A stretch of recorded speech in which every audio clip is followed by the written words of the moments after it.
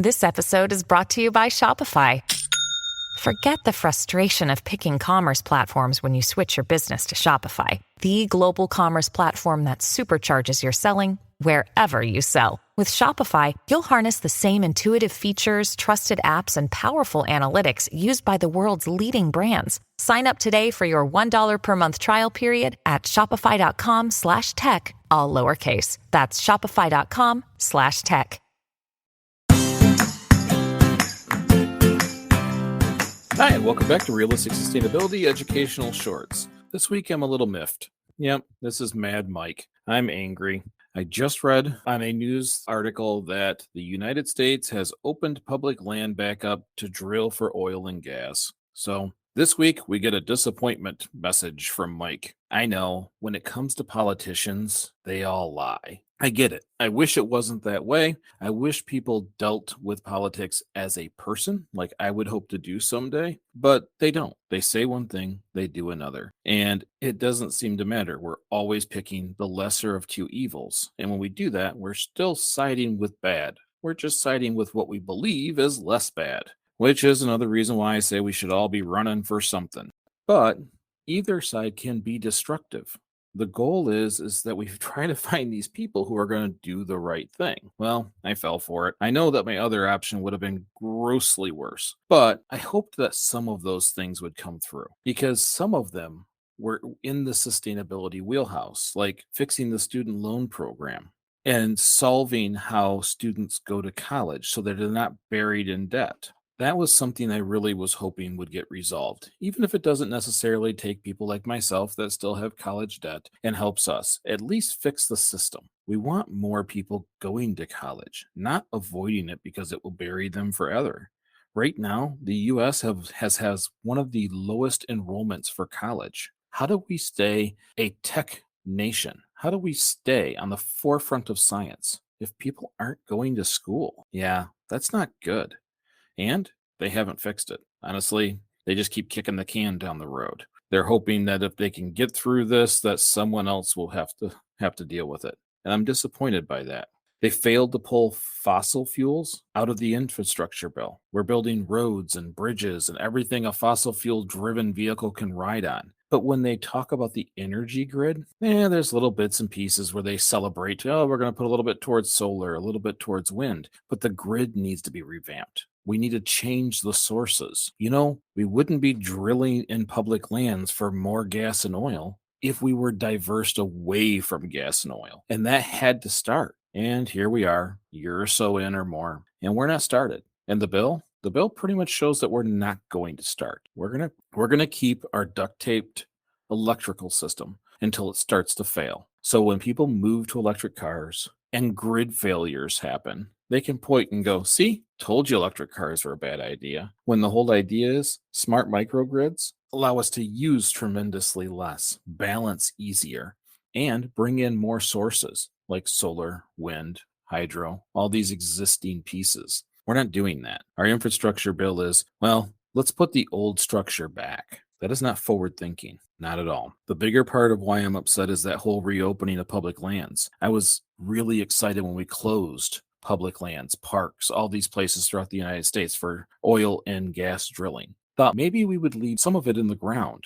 If we're going to start changing the system, if we're going to start changing the way we think about energy, we don't need to drill. We don't need to destroy nature anymore because the sources are easier to get than these. Well, we didn't make those choices. We didn't make those changes. They opened 144,000 acres back up just so that the United States government can collect an 18.75% royalty on the oil and gas pulled from it. They sold it, and that angers me because once you destroy habitats like that, it takes a long time, if ever, for them to return. And we thought we voted against the guy who worried about just money. And now we're selling those public lands or the rights to use those public lands for those resources that we're not going to necessarily need. And I get it. The idea was, hey, we went through a pandemic and now there's a war in Russia and Ukraine and gas prices are high. If we allow people to drill, the gas price will come down. Well, chances are the war will be long over before they're actually pulling any petroleum from the ground, any oil or gas from the ground. It isn't going to alleviate anything. It was an excuse an excuse to reissue those over to the oil and gas companies. Let me point out something. Last year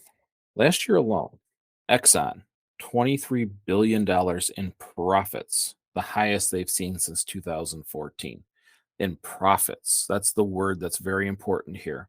It means above all of their cost, they made $23 billion. And we're worried about them not having enough places to drill. Chevron, $15.56 billion, also the highest since 2014. BP, $12.85 billion, largest since 13. And Shell, $19.29 billion in profits, most since 2014. So these companies are having record-breaking profits, huge amounts of profits, while the rest of us are struggling through the pandemic, trying to get our feet back underneath us, trying to figure out exactly how the new world works. In the meantime, they're keeping the price high, and it doesn't matter if they drill. It's not going to drive the price down. We're just going to pay more. And now they have contracts. Now they're able to exploit the land that was protected, one time protected by the government. That is why I'm annoyed. Now, I have to keep in mind, this is stuff that I can't necessarily change right off the bat. I have to stay calm. Anger doesn't help whatsoever. Negative will never help us win a fight. I have to figure out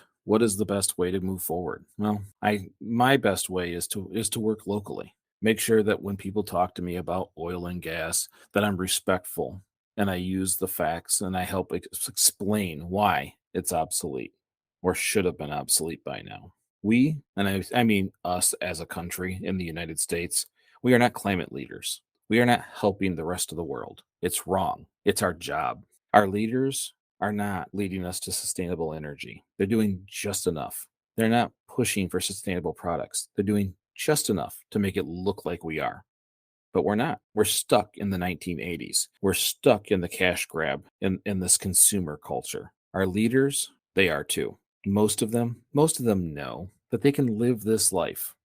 They can consume and consume and consume, because before it becomes a real problem, they'll be dead. But that shows no empathy, no understanding of what they're doing to their kids and grandchildren. We're making poor choices. We have to get better. How are we going to be the world leader in technology? How are we going to be able to revise the energy grid and do all these things? We got less people going to school, and our leaders don't acknowledge the problems. This is kind of our fault. I'll say mine. I know no one likes to hear our fault. It's not because we chose the wrong person. I don't think we ever had a person that we could have chosen. There's always one or two in the background that we wish would be the one running, because I think that they would lead us to a better place, but they never get the opportunity to make it up front. We have to be a voice.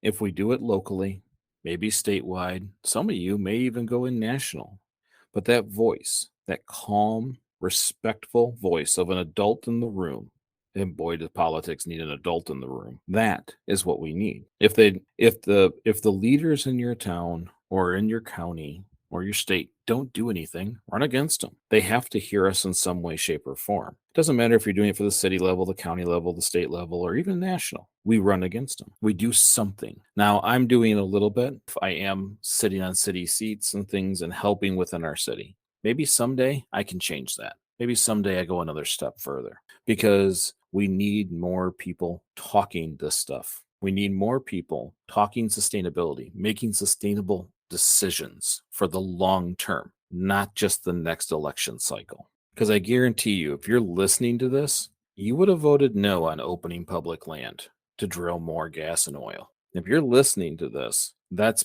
probably getting right under your skin. And shortly, you'll be Googling it to see if it was true. We need more sustainability leaders in roles that make a difference. So if you've got friends or yourself, go do it. I encourage it. And maybe someday I'll do a little more than I am today myself, because it's important. It is important. And unfortunately, current leadership in a lot of places, not just the US, just blow it off because they know they'll be dead before it matters. Well, I usually say, thank you for listening. I hope you liked this episode, but I'm not sure you would like this episode. It is what's happening. We will deal with it. and we will continue to move forward with positive steps. But you're still welcome to post this on Facebook or any social media site or share it with a friend. You're still welcome to support realistic sustainability in the same old manners. Go on greeninyourlife.org/podcast or go to the Anchor hosting site and just type in realistic sustainability. That's where you can support us as low as 99 cents per month, under 12 bucks. Or do me a favor and just leave a 5-star review. Say something nice. I like reading. And after today, I could go for some nice. So leave us a review somewhere, preferably on Apple, because apparently iTunes kind of drives the system when it comes to the algorithm. But thank you again for listening. Remember, we're just trying to get a little better each day. Little bit, big bit. And when it comes to these problems, we can't solve them today, but it's these collective little bits. I promise you, they'll add up to a big bit, and we'll fix some of this. Thank you so much for listening, and I'll see you next week.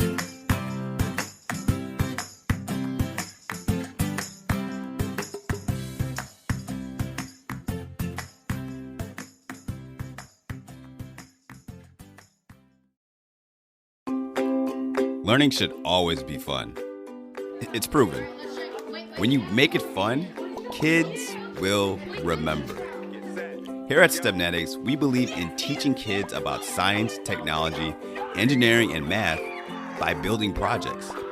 These students are building robots, rockets, electrical circuits, cars, and much more. STEM surrounds us, and the biggest companies in the world are tech companies. Let us help you support your little scholars and prepare them for the future. For more information, visit us at stemnetics.org.